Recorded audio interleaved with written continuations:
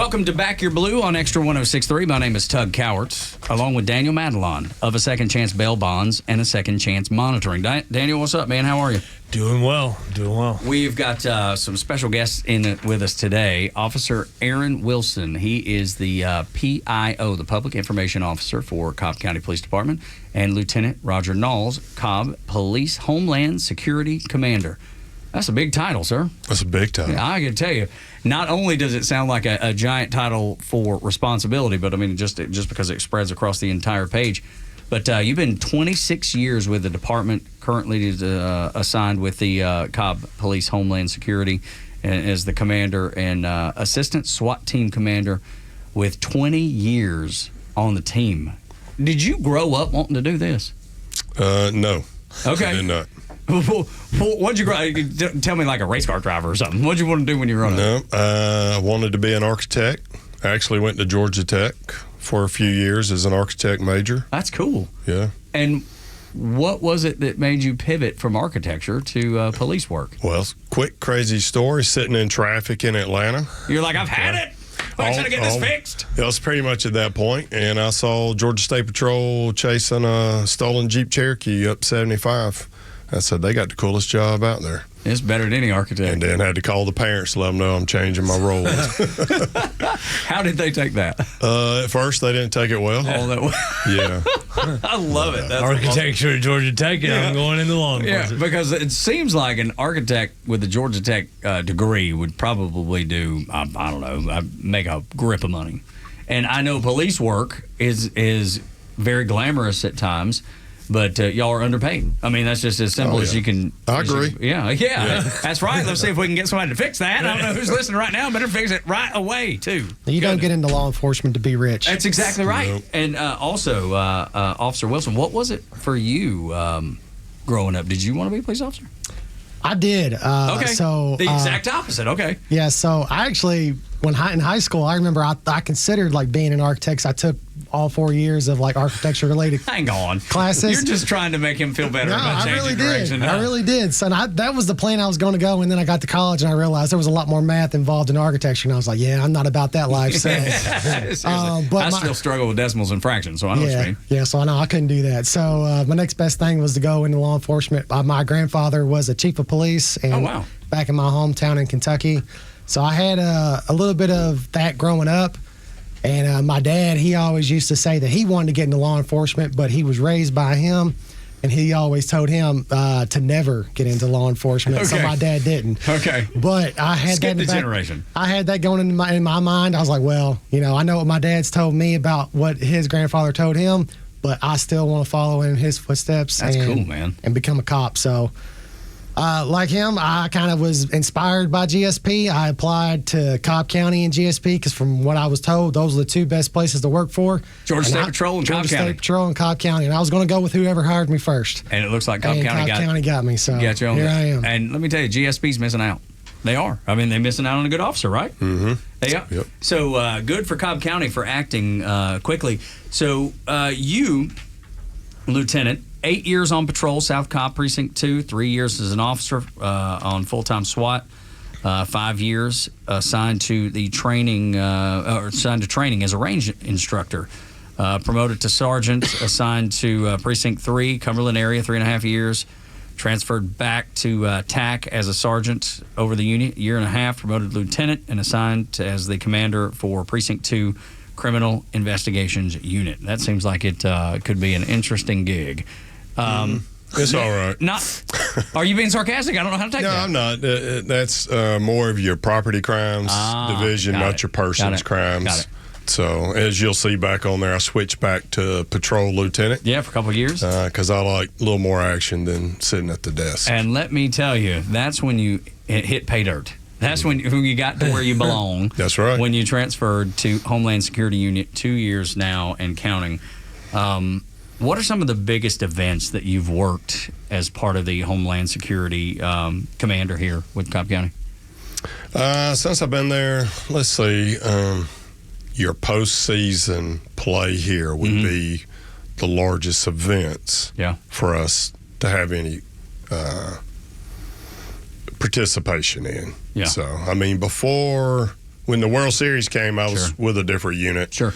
And we still played a large part as a SWAT unit, played a large part of World Series. But being able to be a part of the planning process, it'd be the playoffs. And now with the All-Star game coming up, World Cup coming up next year, those are that's truly the largest event I think will be here, World Cup. Even for Cobb, even though most of your plays in Atlanta. Yeah, I was going to say, so walk us through what you can of how Cobb would be involved, even though it's going to be way down at Mercedes-Benz. Well, some of the practice facilities will be in Cobb. Okay. Yep. The hotels. Sure. Some of the hotels are possible locations for teams to stay. Sure. A lot of it's not set in stone yet, so it's still in a planning process. Obviously, the Battery's going to be a huge draw for a lot of the visitors downtown coming up. To pull them out of Atlanta up to hear different events going on. But then on the flip side, Atlanta does request us to assist with them. They're going to have so many people there. Is that pretty normal for municipalities to reach out to one another and help each other out? It definitely is for City of Atlanta. So when they have Super Bowl or playoffs. National championship, yeah. When that's coming, their teams reach out. So such as our EOD, our bomb dogs, they assist. That's a lot of ground to cover downtown. Heck yeah, it is. SWAT units from all over the agencies, your main 6 to 7 agencies around Atlanta, are always going to assist and send SWAT elements and EOD elements, different resources to help Atlanta, because they're definitely limited when you have large groups coming in. Like, what are that 6 that you talk about? The agencies, you're going to have Cobb, Gwinnett, DeKalb, Clayton, Fulton, and then City of Atlanta. Yeah, okay, that makes sense. Yeah, but I mean, we hit so many people listening right now that live in one of those places. Right. It's hard to label all those and wrap all those off and not hit somebody. I know you work in all those municipalities too. You work with all those agencies as well, Daniel. Yeah, and I live in Cobb County, so I'm biased to Cobb County Police Department. I'm a fan. Yeah. Well, but you've seen the work. Yeah. And you've worked with them for 18. Yeah, March will be 18 years. Yeah. That's where Second Chance started, was in Marietta. Yeah. Yeah. I'll tell you, because I was here for the World Series, here at the Battery Atlanta, where we broadcast at Dickey Broadcasting Company here on Extra 106.3, and never at one point, and I said this before the show, and I truly mean it, I've been to a lot of events over the years, and there's been a couple I just, you just kind of look over your shoulder, just make sure, just be aware, just head on the swivel, I don't remember feeling that way at all during the World Series. And I know you said you weren't the commander at that time, but you were on the SWAT team. You were involved with everything that was happening here. It was like the police presence was there, but it didn't feel like something bad had just happened or was about to happen. You know what I mean? Right. There was a certain comfort that I knew y'all were there, but you blended in. It didn't seem overwhelming or intimidating. I don't know how y'all pulled that off with that many people out there. I don't know how you did it. Well, it takes a lot more than Cobb PD to do it. The sheriff's office is out there. All the city's jurisdictions are partnering with us, Smyrna and Marietta, even Kennesaw. GSPs plays a big part in supporting us on that. To give us the resources for that to come in. So it's great partnerships with all the agencies, even here, to help us in Cobb, as well as downtown for their events. Yeah. So, Officer Wilson, what is your interaction when these big events take place, like the World Series here at the Battery, or the National Championship, or Super Bowl, or World Cup? What's your involvement as the PIO? Because I would imagine it's pretty extensive, being able to communicate with everybody that has questions. Yeah, so it's being in the PIO, like they train. There's kind of like this slogan. They say to get the right information to the right people at the right time to make the right decision.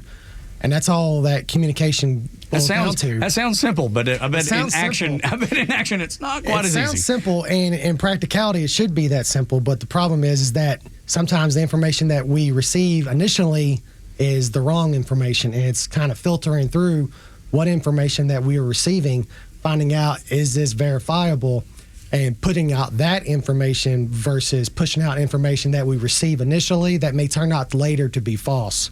And that's kind of the problem that we face in law enforcement and the public information role, is we want to keep the public as informed as possible, but we also don't want to spread panic by pushing out information that may officers may be aware of at the time from 911 calls or such, but that information may be later deemed to be false. Mm-hmm. So it's kind of playing that line of what information is accurate, what information is verifiable, and getting that right information out at the right time. So with the World Series or the playoffs, every year we always plan ahead of time as to what we can do as far as a team.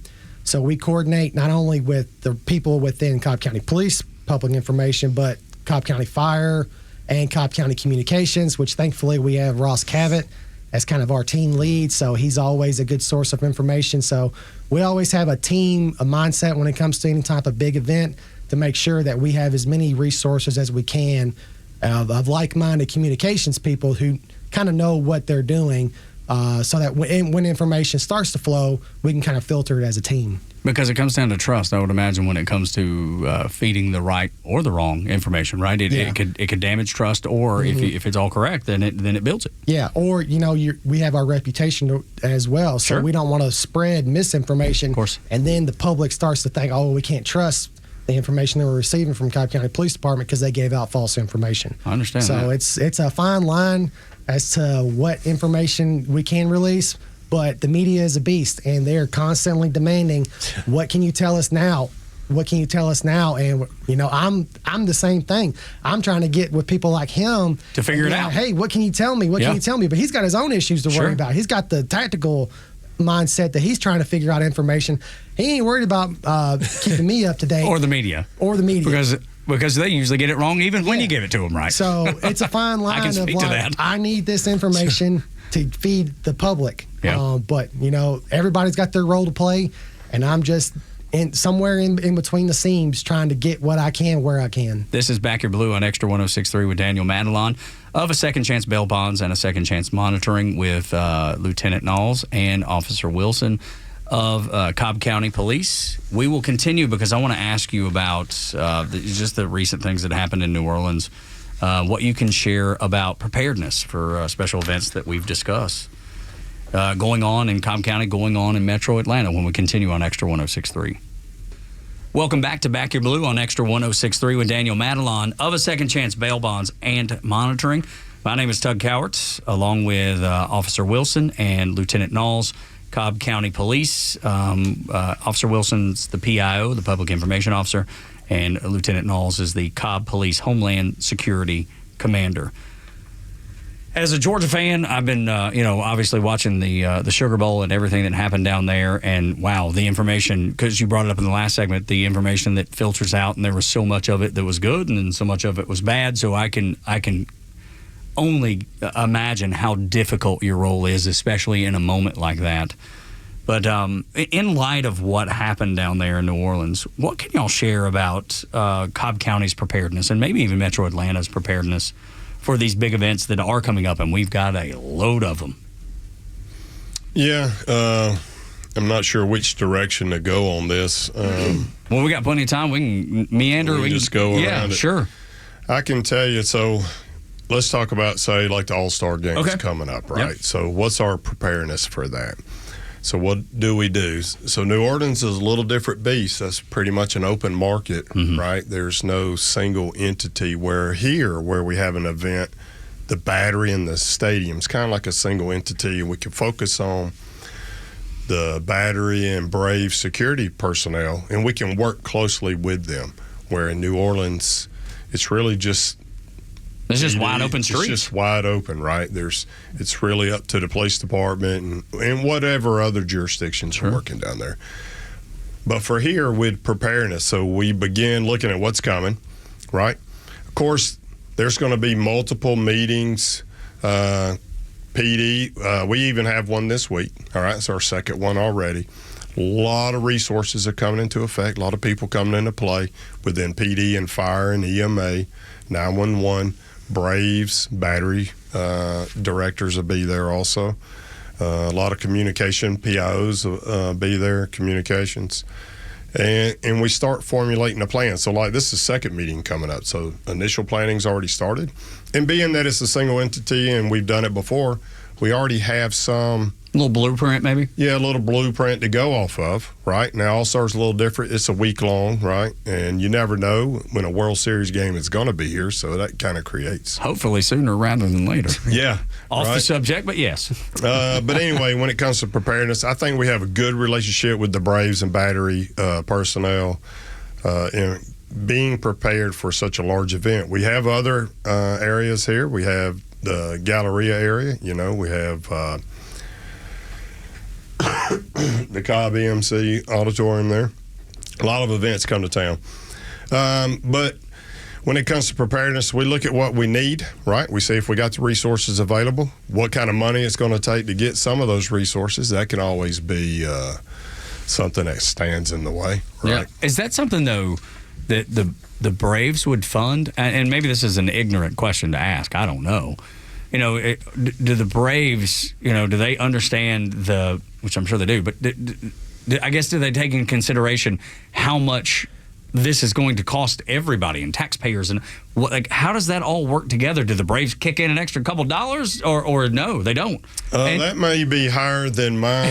I mean, because I would imagine, I guess the answer is probably not. But it seems like, do they then hire extra security that comes in and helps y'all? I mean, they do. Okay. I mean, what they'll do is they'll come up with their plan. We'll look at it. We'll see what we need, and we'll be their resource also. Got it. Like, they know what they need here, and where it could be bollards or it could be fencing or barricades. It's private property that really falls on them. And then what we can assist with what resources we have.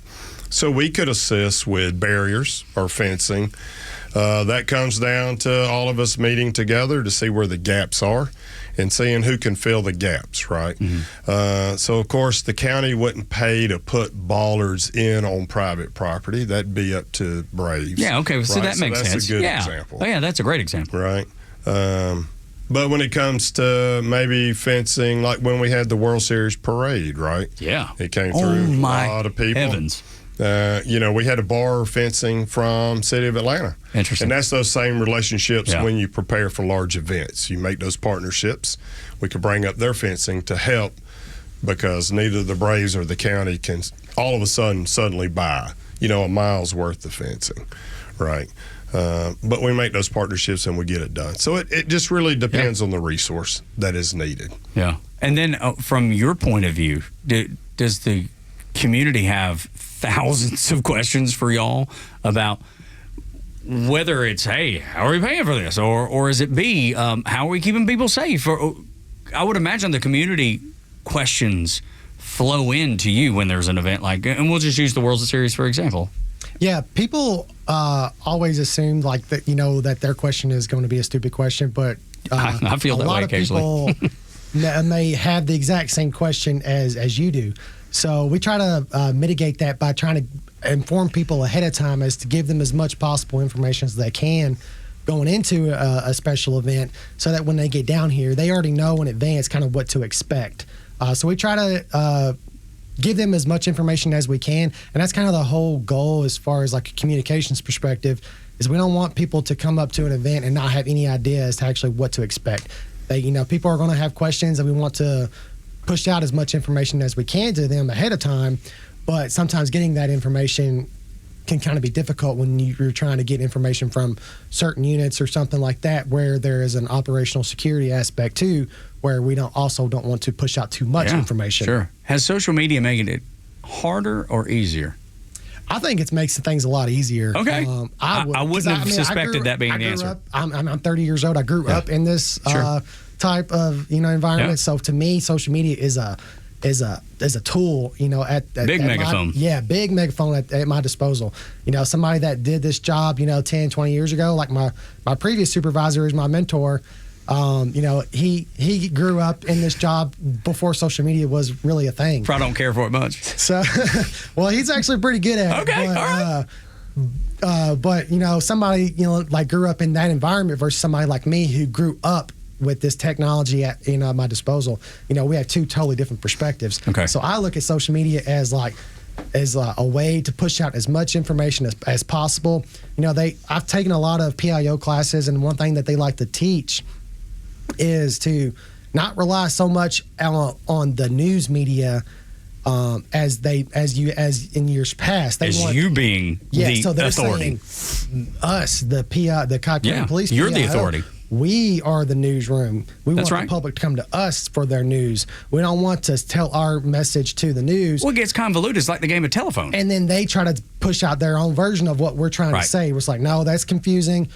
We're the source. Come to us because we have the most verifiable information. I love that. Daniel, what about you when it comes to social media? Has it made your job easier or more difficult? I would say easier too. I mean, I think because the bandwidth, and I'm older than you for sure. I'm in my 40s, and we didn't have a lot of this social media stuff, obviously, early on. But I mean, we jumped on it right away as a company, and it helps also with tracking people down and stuff like that. I mean, I can't tell you how many fugitives we've caught because of social media.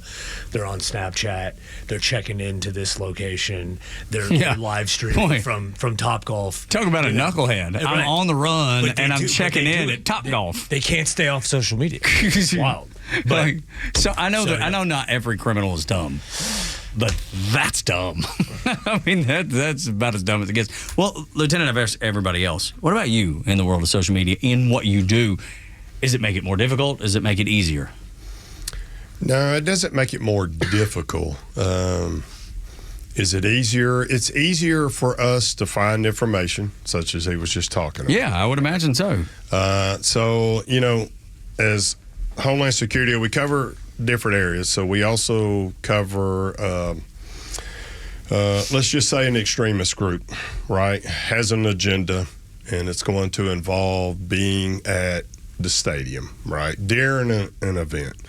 They post that on social media, and we see it, and we're able to follow it, and we can get information from that that helps us make a plan of what our response would be.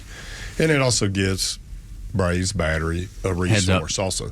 So does it make it harder? There's parts of social media that makes the job of a police officer harder when there's snippets of information or snippets of video that don't show an entire true story that can make it difficult for us, right? Yeah. Mm-hmm. But I think overall social media assists us a lot in our job. Do y'all dig deeper? Let's say your example. Does then the investigation part of what you do, and please excuse my ignorance if I'm asking the question incorrectly, you can help me. But when you see something like that, you said an extremist group is going to do something crazy or protest or whatever they're going to do. Mm-hmm. Do y'all then go into action, okay, let's make sure that's really all they want to do is protest, which is protected, and not do more? Do y'all investigate it? Do y'all try to figure out, make sure that that's the plan? We do. We try to look ahead, see what their previous history at other events. Okay. Sometimes they post videos. Sometimes they're talking about it. We get an idea, right? Mm-hmm. Sometimes you never know what it is because we can't be on the same sites they are, right?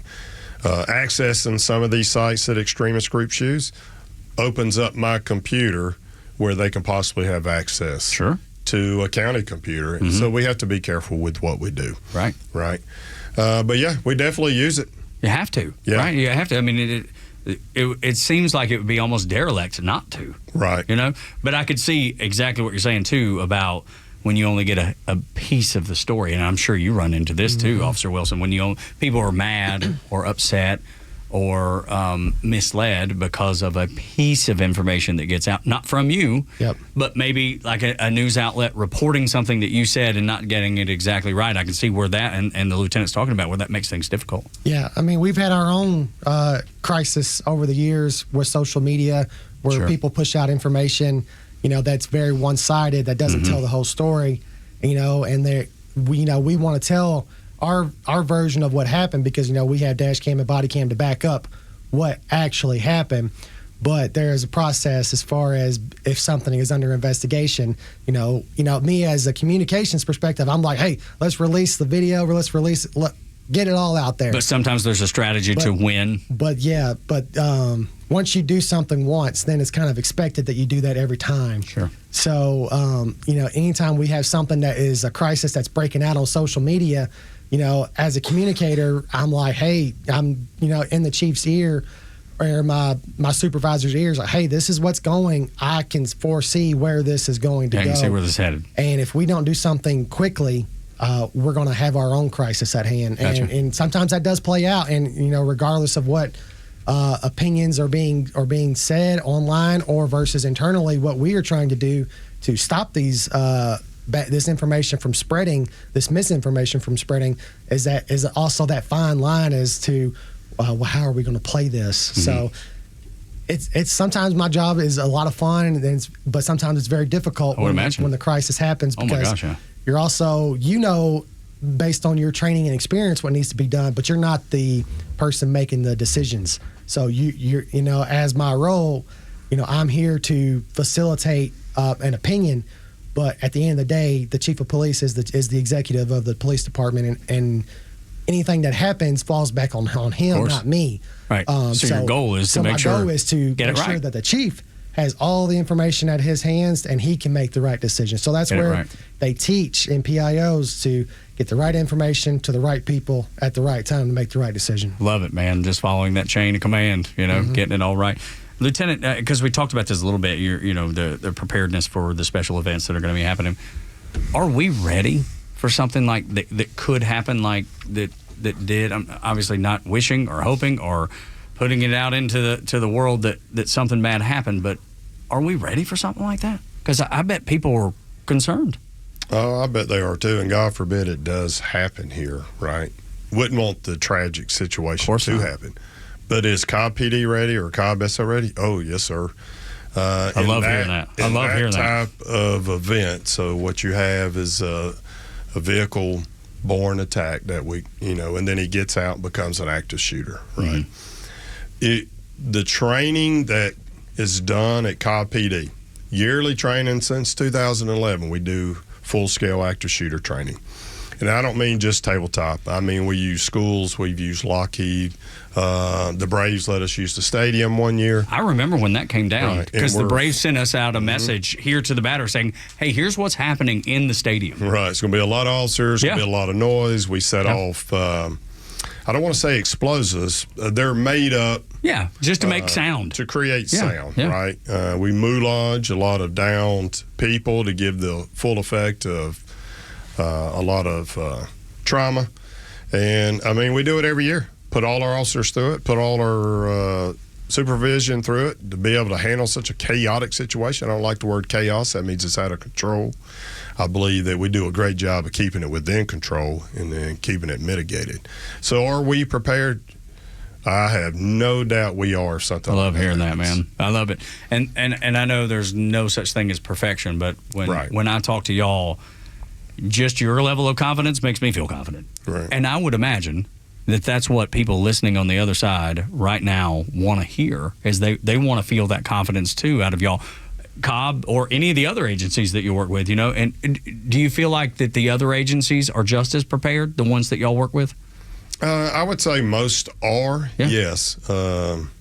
Marietta, we train with a lot of the other city agencies. We invite them to the training. We invite surrounding county agencies. Mm-hmm. I mean, we've had Bartow come down, Paulding County come over. That's awesome. So, I mean, we're always reaching out to make sure we can come together to work in this, because that's what's going to happen in an event. Multiple agencies have to work across. I mean, if we look back at FedEx years ago, right?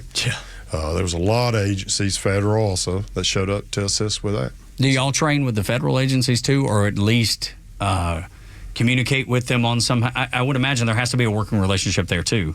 Yeah, physically training, not so much, because it's a different ball game with them and us, but having those partnerships. One of the guys that works for me, he's assigned with the FBI. I have guys at Homeland Security that I talk to on a regular basis. We're always sharing information. They're here for all these big events. Mm-hmm. They're here with us. Yeah. And but we keep those up. So, I mean, they have resources we can use. Yeah. That county size PD, we don't have the money for some of those resources. So I can see it being valuable. We had a couple shows ago, we had the GBI on, and I would imagine you guys work real close with them, don't you? Yes, we sure do. Yeah, it seems like that would be hand in glove. Is that something like communication wise? Do y'all work together, GBI, to if something were to overlap and I mean, who takes the lead on communications for that kind of stuff? So that is the key question that is very frustrating at times, because that's the main thing you want to know is who is in charge, who is taking control of this situation. I recently attended the master level PIO course from FBI LEDA about a month ago, and one of the things that they discussed in that class was the Uvalde school shooting incident, and they used it as an example of the chaos that unfolded behind the scenes within their communications, because you had Uvalde police, Uvalde school police, and Texas DPS all part of this incident, and nobody really took control. And so in this class, they were using it as an example as to show what can happen if one agency doesn't take control and everybody is spreading their own version of information out. And when you look at it, when they did an after action report for that case, there was examples where one agency was pushing out information that it was safe, another agency was pushing out that it was not safe, that the person was down, and all this. And when it comes out at the end that information was just not true. So when you have multiple agencies and they're all pushing out separate information and nobody is like in a chain of command and nobody's taking control, that's where stuff can fall apart and misinformation can spread by the government, and that's the one thing that we're trying not to do. Yeah, try to prevent, for sure. So we even had our own example here in Cobb County when we had McEachern High School, where, again, misinformation was put out that it was an active shooter. I remember this. This is relatively recent. Yeah, last year. Yeah. I think it was March of last year. We responded as if it was an active shooter, because at the time, that's what we were told. Now, it ended up being not the case, but information was spread via social media that this is what was going on, and it didn't help when there were people and behind the scenes that were also pushing out information that wasn't true. So it's a fine line as to what information needs to go out, and verifying, like, we need at least two people verifying what information is true before you push it out, because one person may say, hey, this happened, but then you find out 10 minutes later, that was premature. That wasn't accurate information. And that happens. That happens all across the country all the time with critical incidents. But it's up to us to mitigate those as best as we can. And if something is pushed out that is incorrect, we have to jump on it immediately and correct it. It seems like the chain of command is obvious. I was in the Navy, so maybe I look at it way too simple. But it seems like federal, state, local. Is that not the way it would go in an event? I mean, like, let's say something happened at the Battery. God forbid. Is that not at all the way it would go? See, but I'm glad you're saying that, because it seems, I guess it just seems logical, even though incorrect. Yeah, for something like at the Battery, an event pops off, right? PD is going to be taking charge. Okay. We're going to have the most resources. I would have here. never guessed that. PD is going to take Even though charge. it makes sense now that you're saying it. Yeah. Would the state come in and assist? Yes. Would the federal government show up and assist? Yeah. Could they eventually take over? Yeah. But as the event is ongoing and from get-go to hopefully